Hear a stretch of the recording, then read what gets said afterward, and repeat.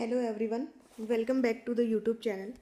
हम पढ़ रहे हैं राजस्थान में जेडीए जेलो का एग्ज़ाम होने वाला है जुलाई में, उसके लिए जिसके लिए हमने चैप्टर 10 तक कंप्लीट कर लिया था और चैप्टर 11 के भी 75 सेक्शन तक कंप्लीट कर लिए थे।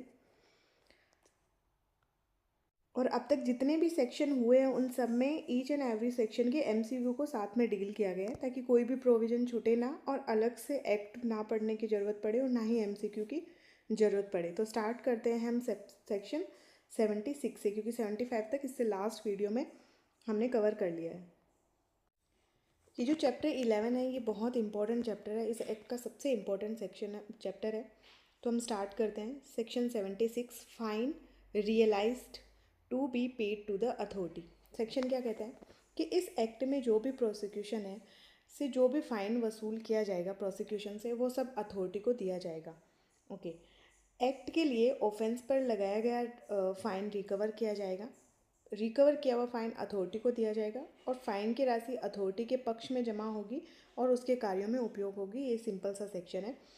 इन शॉर्ट हम कह सकते हैं कि फ़ाइन जो रियलाइज किया जाएगा, कितना फ़ाइन होना है, क्या होना है, और ऐसा फ़ाइन जो है वो अथॉरिटी को दिया जाएगा, ये इसमें इम्पॉर्टेंट पॉइंट है। और वो ही क्या बनेगा, अथॉरिटी का रेवेन्यू बनेगा। फिर है section 77, power of the authority as to legal matters. क्या क्या है अथॉरिटी को लीगल मैटर्स में, क्या क्या शक्तियाँ प्राप्त है, देखते हैं। तो अथॉरिटी किसी भी लीगल प्रोसीडिंग को इंस्टीट्यूट कर सकती है, दायर कर सकती है। लीगल प्रोसीडिंग को अपना बचाव कर सकती है और डिफेंड भी कर सकती है और विड्रॉ भी कर सकती है और कंपाउंड भी कर सकती है। इसके अलावा लीगल प्रोसीडिंग या अन्यथा जो भी क्लेम है उनको एडमिट, कॉम्प्रोमाइज़, विड्रॉ कर सकती है। यानी एक सूट जब इंस्टीट्यूट किया जाता है तो उसके लिए सामने वाली पार्टी को क्या क्या राइट्स मिलते हैं, वो सब राइट अथॉरिटी को मिले हुए हैं। इस एक्ट के किसी भी ऑफेंस के लिए प्रोसिक्यूशन विड्रॉ करने के लिए कोर्ट की परमिशन लेना ज़रूरी होगा। ये इंपॉर्टेंट पॉइंट है कि आप अगर विड्रॉ कर रहे हो केस को प्रोसिक्यूशन, तो कोर्ट की परमिशन के बिना नहीं किया जाएगा विड्रॉ। फिर है 78, इम्यूनिटी टू द अथॉरिटी। यानी क्या क्या प्रिविलेज अथॉरिटी को प्राप्त है। 78, तो अथॉरिटी या उसके किसी भी मेंबर को, ऑफिसर को, सर्वेंट के विरुद्ध अगर इस एक्ट में कोई भी सूट इंस्टीट्यूट किया जाता है, तो अगर गुड फेथ और ड्यू केयर से किए गए कार्यों के लिए कोई सूट किया जा रहा है या अन्य कोई प्रोसीडिंग है, तो फिर वो नहीं चलेगी। तो ये प्रूफ करना पड़ेगा कि गुड फेथ में किया गया था और ड्यू केयर से किया गया था। मेन पॉइंट देख लेते हैं। अथॉरिटी और उसके अधिकारियों को कुछ इम्यूनिटी दी गई है। ये सब जो भी चेयरमैन है अथॉरिटी का, मेंबर्स है, ऑफिसर्स है, सर्वेंट्स है, एग्जीक्यूटिव कमेटी, फंक्शनल बोर्ड, ये सभी सदस्यों को प्रिविलेज होगा। और ये इम्यूनिटी कौन से कार्यों के लिए? सिर्फ उन कार्यों के लिए जो गुड फेथ यानी सद्भावना में किए गए हैं और लॉफुली किए गए, अदरवाइज नहीं। साथ ही कार्य ड्यू केयर और अटेंशन के साथ किया गया। अब इसके कुछ क्वेश्चंस हम देखते हैं।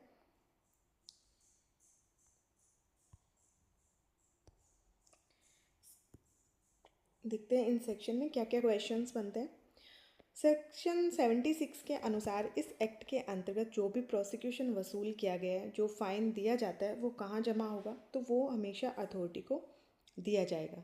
फ़ाइन किससे रिलेटेड होगा? इस एक्ट के प्रोसिक्यूशन से, अभियोजन से रिलेटेड होगा।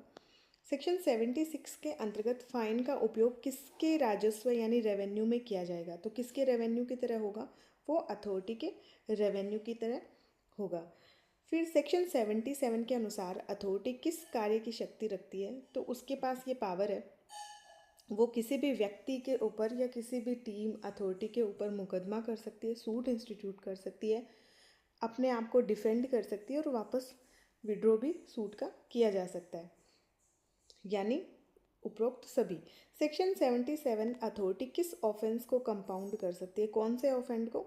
तो किसी भी ऑफेंस को, इसमें भले ही वो कॉग्निजेबल हो या नॉन कॉग्निजेबल हो, ऑफ इसमें मोस्टली तो कॉग्निजेबल ही होगा, तो उन ऑफेंस को अथॉरिटी जो है वो कंपाउंड भी कर सकती है। सेक्शन 77 के अनुसार किसी लीगल प्रोसीडिंग में किए गए क्लेम को अथॉरिटी क्या कर सकती है? तो क्लेम को क्या कर सकती है? वो एडमिट भी कर सकती है, कंपाउंड कर सकती है, विड्रॉ भी कर सकती है। फिर है सेक्शन 77 के अनुसार इस एक्ट के अंतर्गत किसी भी ऑफेंस का अभियोजन वापस लेने के लिए क्या करना जरूरी है? तो इसके लिए पहले न्यायालय की अनुमति लेनी होगी। चाहे तो वो अथॉरिटी उस सूट को वापस विड्रॉ कर रही है या फिर सामने वाला पक्षकार विड्रॉ कर रहा है, दोनों ही स्थिति में कोर्ट की परमिशन लेना जरूरी है, जैसे हम सीपीसी में पढ़ते हैं। सेक्शन 78 के अनुसार अथॉरिटी या उसके अधिकारियों को किसके लिए इम्यूनिटी प्राप्त है, तो किसके लिए, अगर कोई एक्ट इस कोई भी कार्य कोई भी एक्ट अगर इस अधिनियम के अंतर्गत गुड फेथ में किया गया है या फिर लॉफुल किया गया तो फिर उनको इम्यूनिटी प्राप्त है, अदरवाइज नहीं।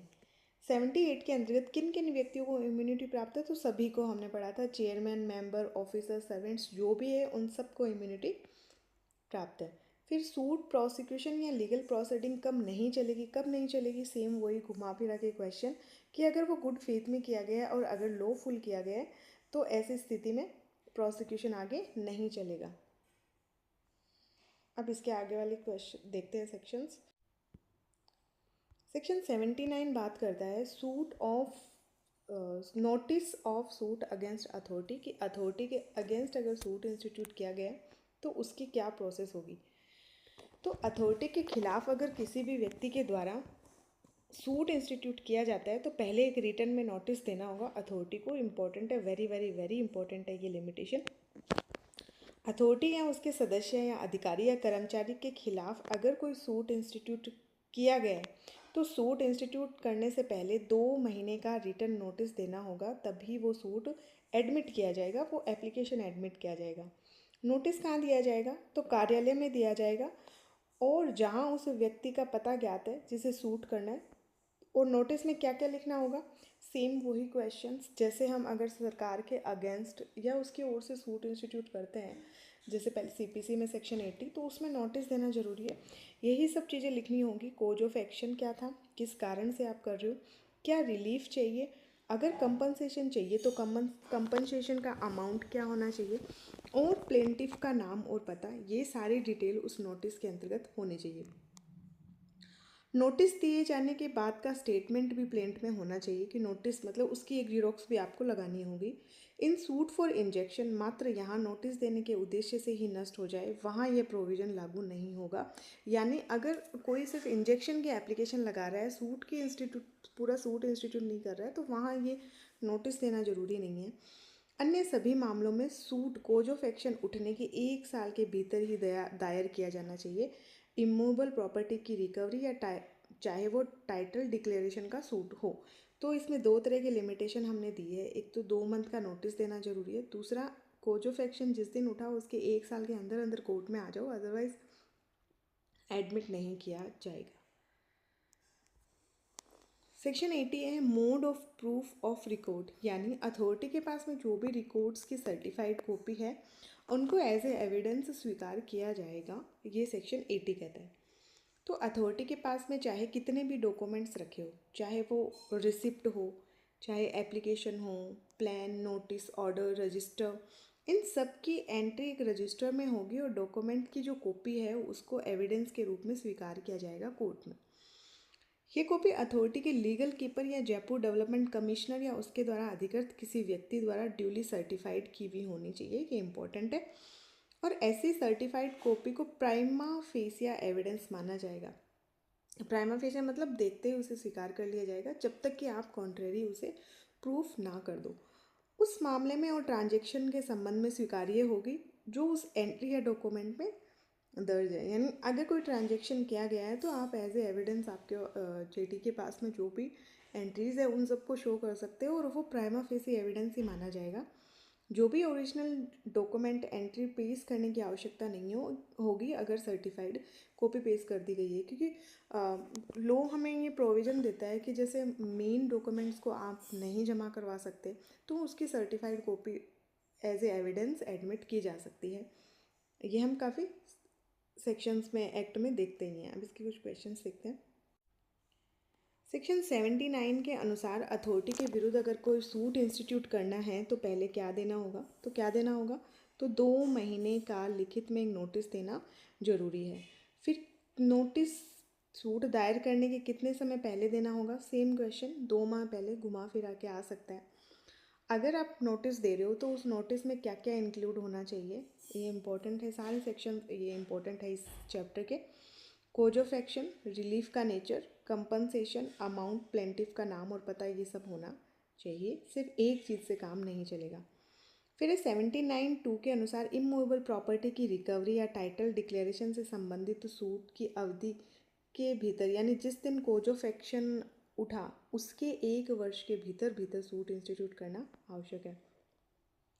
सेक्शन 79 के क्लोज 3 के अनुसार नोटिस की आवश्यकता नहीं होगी। कब नहीं होगी? अगर इंजेक्शन के लिए सूट इंस्टीट्यूट करना है, तो ये भी इंपॉर्टेंट क्वेश्चन है। अगर इंजेक्शन के लिए आप एप्लीकेशन लगा रहे हो, सॉरी सूट नहीं एप्लीकेशन, तो फिर नोटिस देने की आवश्यकता नहीं है।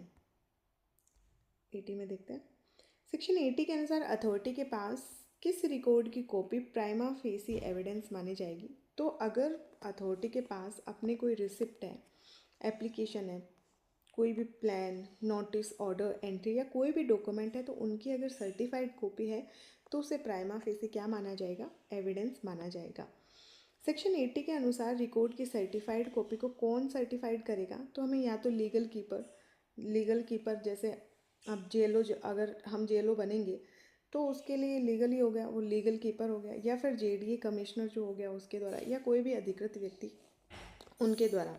सेक्शन 80 के अनुसार सर्टिफाइड कॉपी को किस प्रकार एविडेंस माना जाएगा? Prima facie evidence. ये लग इजी रहा है, कॉन्सेप्ट में एग्जाम में बहुत टिपिकल क्वेश्चन लगते हैं ऐसे। सेक्शन 80 के अनुसार क्या ओरिजिनल रिकॉर्ड लाना आवश्यक है? नहीं, सिर्फ सर्टिफाइड कॉपी पर्याप्त है अगर ऐसा कुछ होता है। सेक्शन 80 के अंतर्गत कौन से डॉक्यूमेंट की सर्टिफाइड कॉपी एडमिसिबल कौन से की होगी? तो receipt, application, plan, notice, order, register, इन सब की जो सर्टिफाइड कॉपी है वो एडमिसिबल मानी जाएगी। अब इस चैप्टर के 2 सेक्शन और बचे, 81 और 82। देखते हैं सेक्शन 81 क्या कहते हैं। Restriction on the summoning of servant of authority to produce document. ये डॉक्यूमेंट प्रोड्यूस करने के लिए समन देने की बात करते हैं। अथॉरिटी का जो भी मेंबर है, ऑफिसर है या सर्वेंट है, को उन मामलों में जहां अथॉरिटी पार्टी नहीं है, डॉक्यूमेंट या रजिस्टर प्रोड्यूस करने या विटनेस के रूप में आने के लिए बाध्य नहीं किया जाएगा। ये सेम सेक्शन हम बीएसए में भी पढ़ते हैं, यानी इंडियन एविडेंस एक्ट में भी पढ़ते हैं कि अगर डॉक्यूमेंट्स की आवश्यकता है तो जिस व्यक्ति के पोजीशन में डॉक्यूमेंट है उसको खुद को आने की ज़रूरत नहीं है, वो चाहे तो किसी के हाथ भी बाई हैंड भी वो कोर्ट में पेश कर सकता है, उसे कंपेल नहीं किया जाएगा। यदि किसी डॉक्यूमेंट की सर्टिफाइड कॉपी पहले ही प्रस्तुत की जा सकती है तो ओरिजिनल डॉक्यूमेंट या रजिस्टर प्रोड्यूस करने की आवश्यकता नहीं होगी। अथॉरिटी का कोई भी मेंबर, ऑफिसर या सर्वेंट विटनेस के रूप में नहीं बुलाया जाएगा अगर सिर्फ डॉक्यूमेंट्स की बात है, जब तक कि उसे एज ए विटनेस अलग से नहीं बुला लिया जाए। डॉक्यूमेंट के कंटेंट की प्रामाणिकता सर्टिफाइड कॉपी से सिद्ध मानी जाएगी। केवल कोर्ट के स्पेशल ऑर्डर पर ही डॉक्यूमेंट प्रोड्यूस करने या विटनेस के रूप में बुलाया जा सकता है, यानी स्पेशली मेंशन करना पड़ेगा कोर्ट के ऑर्डर को अगर एज ए विटनेस उसको बुलाया जा रहा है। अब इसमें है power of police officer. Police officer की पावर क्या है? तो अथॉरिटी द्वारा अधिकृत सब इंस्पेक्टर या उससे ऊपर का कोई भी पुलिस ऑफिसर, तो ये याद रखना है हमें, एसआई से अनिम्न नहीं होना चाहिए, not below the rank of SI, इससे हमेशा ऊपर की रैंक का ही व्यक्ति होना चाहिए। किसी भी एनक्रोचमेंट, अनऑथराइज्ड डेवलपमेंट संबंधी ऑफेंस में कार्यवाही कर सकता है और अथॉरिटी की सहायता करना उसका कर्तव्य होगा। अथॉरिटी द्वारा अधिकृत एसआई या उससे ऊपर का पुलिस ऑफिसर ऐसे ऑफेंस करने वाले व्यक्ति को अरेस्ट भी कर सकता है। इस सेक्शन में यदि आरोपी का नाम और पता अज्ञात हो, अगर पता ही नहीं है, वो अननोन है आरोपी, एक्यूज्ड,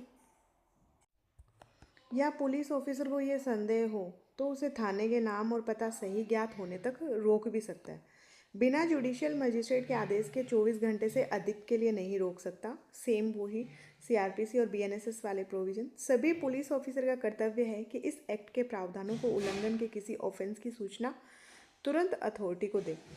अथॉरिटी के सभी मेंबर्स, ऑफिसर और सर्वेंट या किसी भी बॉडी की लॉफुल अथॉरिटी के प्रयोग में सहायता करना उनका कर्तव्य होगा। 81 और 82 के एमसीक्यू देखते हैं। सेक्शन 81 के अनुसार अथॉरिटी के किस मेंबर या ऑफिसर या सर्वेंट को अथॉरिटी पक्षकार न होने पर दस्तावेज उत्पाद पेश करने के लिए नहीं बुलाया जाएगा? कब बुलाया जाएगा? चाहे कोई भी मेंबर हो, सर्वेंट हो या ऑफिसर हो, किसी को भी नहीं बुलाया जाएगा अगर सिर्फ डॉक्यूमेंट्स चाहिए तो। सेक्शन 81 के अनुसार कौन सी प्रति दस्तावेज के स्थान पर साक्ष्य के रूप में स्वीकार की जा सकती है? तो कौन सी? Certified copy. अथॉरिटी के ऑफिसर को साक्षी के रूप में तब तक उपस्थित नहीं होना पड़ेगा जब तक कि स्पेशली कोई विशेष आदेश ना हो उसकी विटनेस के रूप में बुलाने के लिए। सेक्शन 81 के अनुसार किसी दस्तावेज को प्रोड्यूस करने या साक्षी के रूप में बुलाने के लिए किसकी आवश्यकता होगी? तो किसकी आवश्यकता है? कोर्ट की विशेष अनुमति की।